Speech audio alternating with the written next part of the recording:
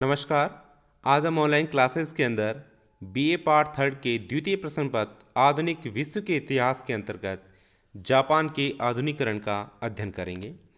इसके अंतर्गत हम जापान की प्रशासनिक व्यवस्था में हुए सुधारों, साथ ही शिक्षा, आर्थिक, सामाजिक, धार्मिक क्षेत्रों में हुए परिवर्तनों का आधुनिक दृष्टिकोण से विश्लेषणात्मक अध्ययन करेंगे।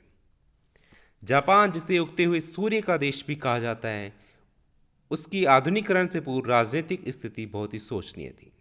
सम्राट की वास्तविक शक्ति शोगुनों के हाथों में थी और 18वीं शताब्दी तक शोगुन इस समय बहुत ही शक्तिशाली हो गए थे। पश्चिमी देशों से संपर्क के परिणाम स्वरूप ही वहां पर आधुनिकीकरण की प्रक्रिया तेज हुई। सम्राट की शक्ति के पुनरुत्थान का अर्थ है मेजी शासन की पुनर्स्थापना। जापान में बढ़ते हुए विदेशी प्रभाव से वहां की जनता शुद्ध थी और वे शोगुन शासन का निरंतर अंत चाहती थी। 1867 ईस्वी में मुत्सुहितो के सम्राट बनने पर शोगुन केइकी ने त्यागपत्र दे दिया। अब शासन की वास्तविक शक्ति वो सम्राट के हाथों के अंदर आ गई थी। सम्राट ने मेजी की उपाधि धारण की, जिसका अर्थ था बुद्धिमत्तापूर्ण शासन। तो ये प्रथम चरण था जब सम्राट की शक्ति का पुनरुत्थान हुआ। इसके अलावा सम्राट मुत्सुहितो का जो शासनकाल जो 1868 से 1912 ईस्वी का माना जाता है, वो आश्चर्यजनक उपलब्धियों के लिए प्रसिद्ध रहा है। उसके शासनकाल के अंदर सबसे जो महत्वपूर्ण उपलब्धि मानी जाती है वो है सामंती प्रथा का अंत। सर्वप्रथम सम्राट मुत्सुहितो ने केंद्रीय शासन को शक्तिशाली बनाने के लिए 1871 ईस्वी में एक कानून बनाकर सामंती प्रथा को समाप्त कर दिया। सामंतों को पेंशन दे दी गई तथा उनकी भूमि को भूमिहीन किसानों के अंदर बांट दिया गया। इसके पश्चात सम्राट मुत्सुहितो ने सैनिक सुधारों पर विशेष रूप से बल दिया। सम्राट ने समाज के सभी लोगों को सेना में भर्ती होने का अवसर प्रदान किया, यानी कि योग्यता आधारित कार्य इसके अंदर किए गए। 1872 ईस्वी में जापान में सैनिक सेवा को भी अनिवार्य सेवा घोषित कर दिया गया। इसके अलावा फ्रांसीसी और जर्मन विशेषज्ञों की सहायता से जापानी सेना का पुनर्गठन किया गया। स्थल सेना और नौसेना का भी पुनर्गठन कर उन्हें आधुनिक शैली के युद्ध कौशल से उन्हें प्रशिक्षित किया गया। इसके बाद उसने शिक्षा के संदर्भ के अंदर भी महत्वपूर्ण सुधार कार्य किए। इसके अंतर्गत सर्वप्रथम 1871 ईस्वी में जापान में एक शिक्षा विभाग की स्थापना की गई। 1872 ईस्वी में प्राथमिक शिक्षा को अनिवार्य शिक्षा का अंग बना दिया गया और इस समय उच्च शिक्षा हेतु अनेक विश्वविद्यालय भी स्थापित किए गए, जैसे 1871 ईस्वी में होन्सी के अंदर, 1877 में टोक्यो के अंदर, 1897 में क्योटो विश्वविद्यालय की स्थापना हुई। 1913 ईस्वी के अंदर एक महिला विश्वविद्यालय की भी स्थापना इस दौरान की गई। इस समय पाश्चात्य शिक्षा को सीखने हेतु पाश्चात्य विद्वानों को भी जापान में आमंत्रित किया गया तथा 1869 ईस्वी में जापानी अंग्रेजी शब्दकोश का भी निर्माण किया गया। इसके पश्चात आती कानूनी समानता की स्थापना। 1869 ईस्वी में सरकारी और व्यावसायिक नौकरियों पर से वर्ग संबंधी जो पाबंदियां लगाई गई थी वो हटा ली गई। 1876 ईस्वी में एक कानून द्वारा सामंतों के तलवार रखने पर भी प्रतिबंध लगा दिया गया और समस्त जापानियों को कानूनी समानता प्रदान की गई। धार्मिक जीवन में भी कुछ परिवर्तन इस दौरान किए गए। जापान के प्राचीन धर्म शिंतो को राजधर्म बनाया गया। इस धर्म के अनुसार सम्राट के प्रति निष्ठा और आस्था सर्वोपरि थी। इसके अंतर्गत ईसाई धर्म और बौद्ध धर्म को भी प्रचार करने की अनुमति प्रदान की गई।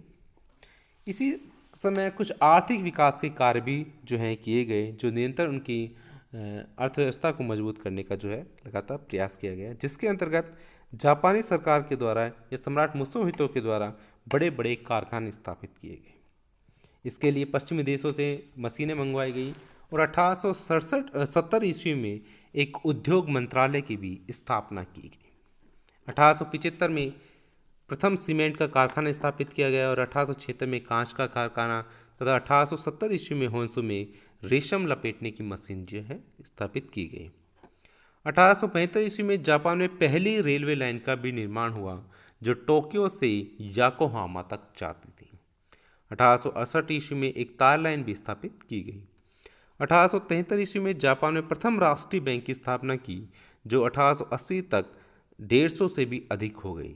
1885 ईस्वी में फर्स्ट बैंक ऑफ जापान की स्थापना इस दौरान की गई। यानी कह सकते हैं कि आर्थिक विकास के लिए भी अनेक जो है कार्यक्रम जो है जापान के अंदर इस समय जो है शुरू किए गए थे, जिसके अंदर मुख्य रूप से जो बैंकिंग व्यवस्था से संबंधित और जो कारखानों से संबंधित जो है कार्यक्रम शुरू किए गए। इसके अलावा इस समय कृषि व्यवस्था के अंदर भी सुधार कार्य किए गए।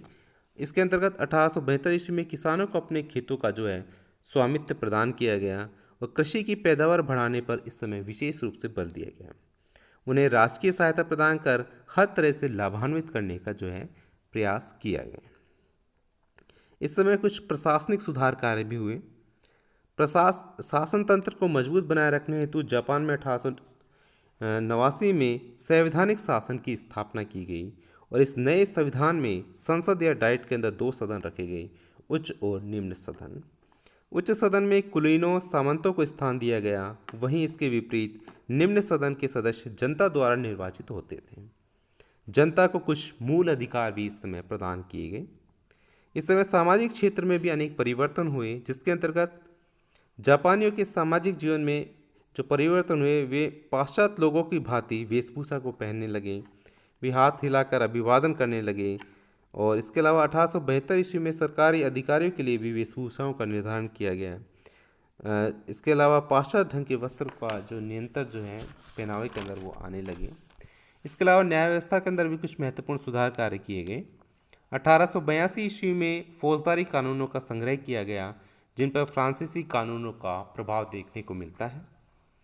इसके अलावा 1890 ईस्वी में दीवानी संहिता तैयार की गई और उसे 1891 ईस्वी के अंदर लागू किया गया। 1889 ईस्वी में न्यायालय से संबंधित भी एक नवीन रूपरेखा जो है तैयार की गई। तो इस प्रकार जापान के आधुनिकीकरण के अंतर्गत प्रशासनिक तंत्र के साथ साथ शिक्षा, स्वास्थ्य, आर्थिक दृष्टि से कृषि और सामाजिक जीवन के अंदर भी कुछ बहुत से महत्वपूर्ण परिवर्तन इस समय किए गए। आधुनिकीकरण के कारण जापान का विश्व शक्ति के रूप में भी उदय हुआ। अगर इसके महत्व की अगर हम चर्चा करें तो इस आधुनिकीकरण के फलस्वरूप ही जापान का विश्व शक्ति के रूप में उदय हुआ। अब उसे पाश्चात्य देशों की श्रेणी के अंदर भी गिना जाने लगा है। उसकी साम्राज्यवादी नीति का भी इससे निरंतर विकास होता रहा है और प्रसिद्ध विद्वान H.G. वेल्स का मानना है कि मानव सभ्यता के इतिहास में किसी भी राष्ट्र ने जापान के समान इतनी तेजी से प्रगति नहीं की है। तो इस प्रकार जापान के आधुनिकीकरण के अंदर जो है सम्राट मुत्सुहितो का जो योगदान बहुत ही अहम माना जाता है। उसके द्वारा जो प्रशासन तंत्र के साथ साथ शिक्षा, आर्थिक, सामाजिक, धार्मिक क्षेत्रों के अंदर अनेक परिवर्तन किए गए, जिसके फलस्वरूप जापान का आधुनिकीकरण जो है संभव हुआ। धन्यवाद।